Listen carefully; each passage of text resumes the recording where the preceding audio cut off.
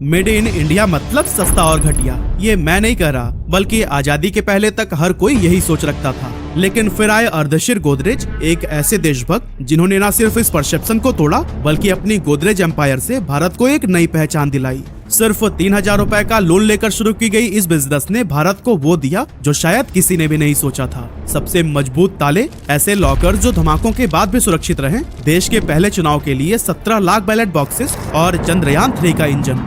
गोदरेज ने हर कदम पर साबित किया कि भारतीय चीजें दुनिया में सबसे बेहतर हो सकती हैं। ये कहानी है जज्बे, जुनून और भारत के ताकत की, यानी कि गोदरेज की।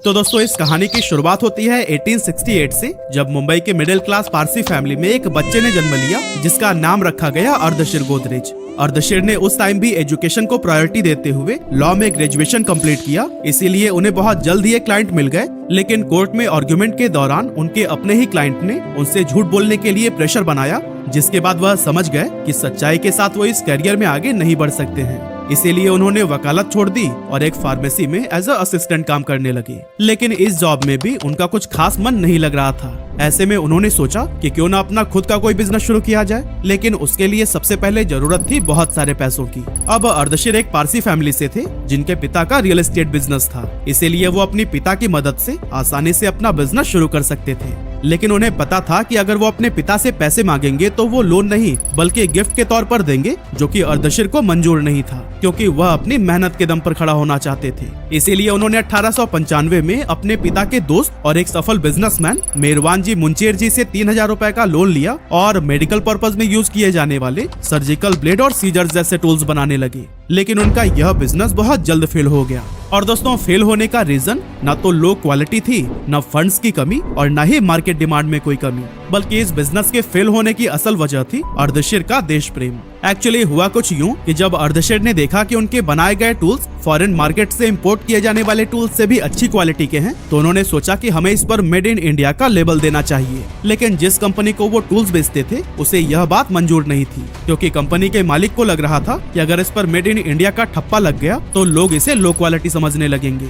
लेकिन अर्देशीर के लिए ये सिर्फ एक लेबल नहीं था, बल्कि इंडिया की आइडेंटिटी को रिप्रेजेंट करने का तरीका था। इसीलिए वो भी अपनी जिद पर अड़े रहे, जिसकी वजह से उनका ये वेंचर बंद हो गया और वो भारी कर्ज में डूब गए। इसी तरह से कुछ टाइम ऐसे ही बीतता गया और फिर एक सुबह जब अर्देशीर न्यूज़पेपर पढ़ रहे थे तो उसमें शहर में बढ़ती चोरियों की घटनाओं का जिक्र किया गया था। और उस टाइम के पुलिस कमिश्नर ने भी यह बयान दिया था कि लोग अपनी घर और बिजनेस प्लेसेस की सिक्योरिटी को बेहतर कर लें। इसे पढ़कर अर्देशीर के दिमाग में एक ऐसा लॉक बनाने का आइडिया आया जो कि मजबूत भी हो और सिर्फ अपनी ही चाबी से खुले। असल में उन दिनों ताले या तो आसानी से तोड़े जा सकते थे या फिर चोर उन्हें मास्टर की से खोल लिया करते थे। यहाँ तक कि इम्पोर्टेड लॉक्स में भी स्प्रिंग्स लगी होती थी, जिसके चलते वो कुछ समय बाद ही खराब हो जाते थे।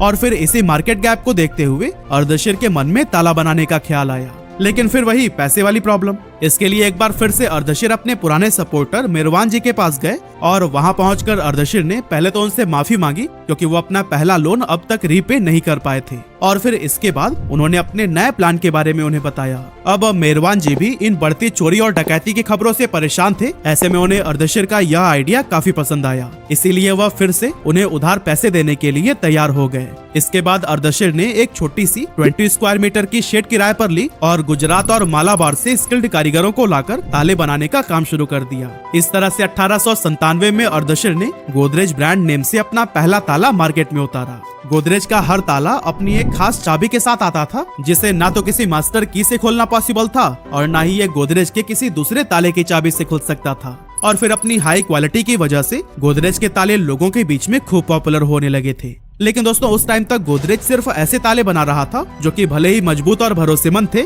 लेकिन उनके पास अभी तक अपनी कोई अलग आइडेंटिटी नहीं थी।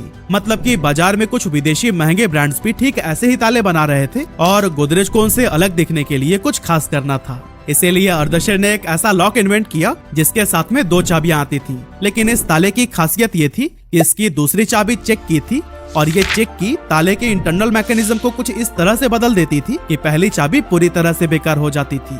इस रेवोल्यूशनरी लॉक को गार्डियन लॉक का नाम दिया गया, जो कि उन सिचुएशंस के लिए एकदम परफेक्ट था जब पहली चाबी खो जाए और उसकी डुप्लीकेट बनने का खतरा हो।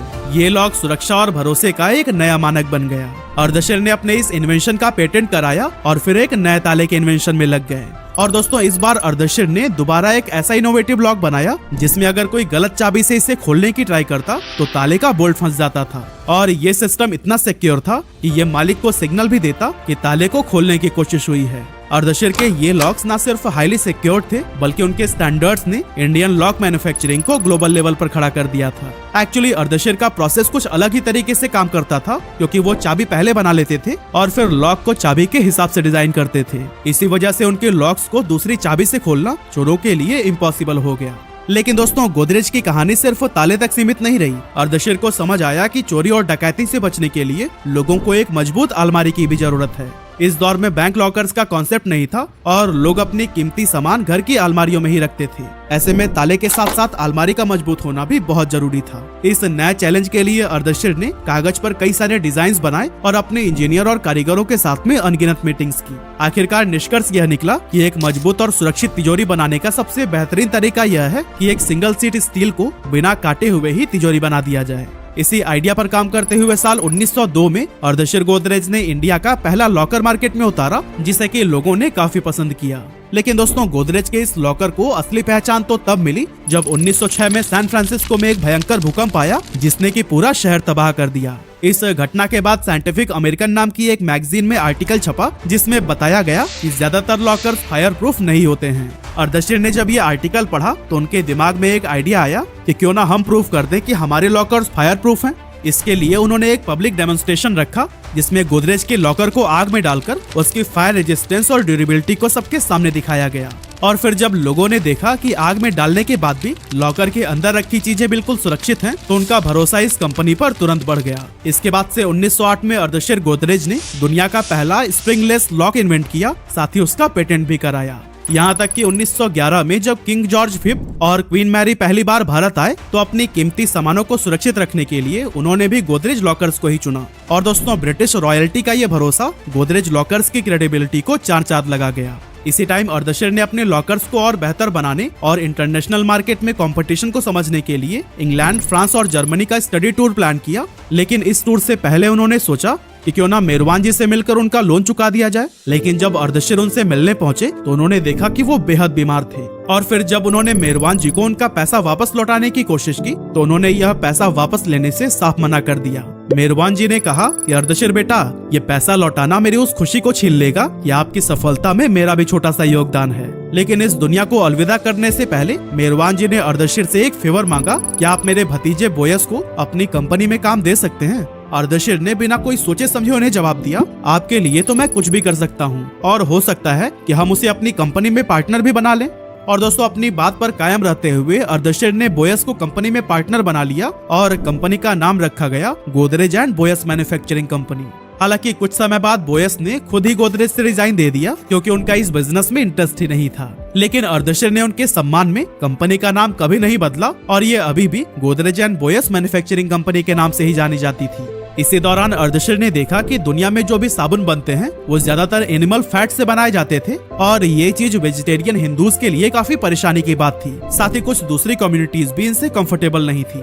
ऐसे में अर्देशीर को लगा कि इस प्रॉब्लम का सोल्यूशन लाना ही चाहिए। यहीं से अर्देशीर का एक नया मिशन शुरू हुआ और उन्होंने डिसाइड किया कि वो एक ऐसा साबुन बनाएंगे जो पूरी तरह से वेजिटेबल ऑयल से बना हो। ये एक ऐसी टेक्निक थी जो कि उस समय इम्पॉसिबल लगती थी, लेकिन अर्देशीर ने अपने विजन और डेडिकेशन से साल 1919 में दुनिया का पहला प्योर वेजिटेरियन सोप लॉन्च किया जिसका नाम रखा गया चाबी। इसके बाद गोदरेज ने नंबर 2 नाम से एक और साबुन लॉन्च किया जिसे कि रविंद्रनाथ टैगोर का भी समर्थन मिला। साथ ही एनी बेसेंट ने भी इन दोनों सोप्स की तारीफ की और इसे अपनाने के लिए लोगों को इंस्पायर किया।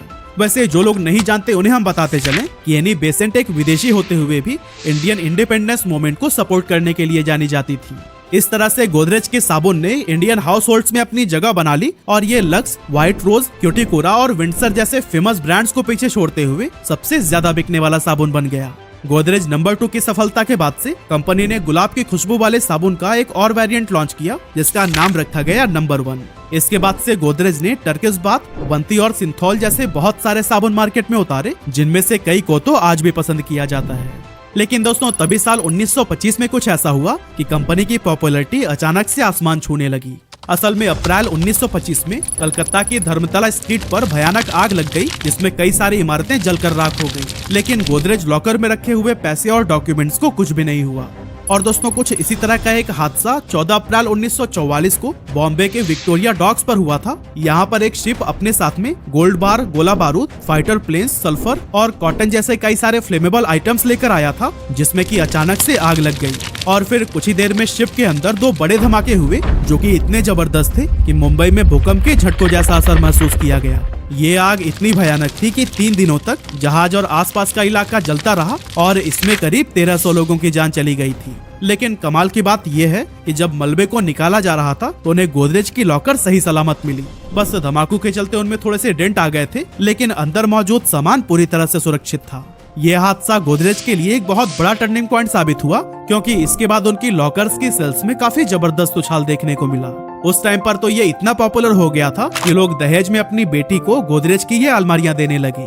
खैर, अर्देशीर की कोई भी औलाद नहीं थी, क्योंकि शादी के 1 साल बाद ही उनकी पत्नी की मौत हो गई और उन्होंने फिर कभी दूसरी शादी नहीं की थी। इसीलिए 1 मई 1928 को अर्देशीर ने अपनी कंपनी की कंप्लीट ऑनरशिप और कंट्रोल अपने भाई फिरोज शाह को दे दी और बॉम्बे से 185 किलोमीटर नॉर्थ में मौजूद नासिक शिफ्ट हो गए। फिरोज शाह ने भी अर्देशीर की तरह ही गोदरेज बिजनेस को आगे बढ़ाने में अपनी जी जान लगा दी। साथ ही उन्होंने अपने पिता के रियल एस्टेट बिजनेस को भी नई ऊंचाइयों तक पहुंचाया।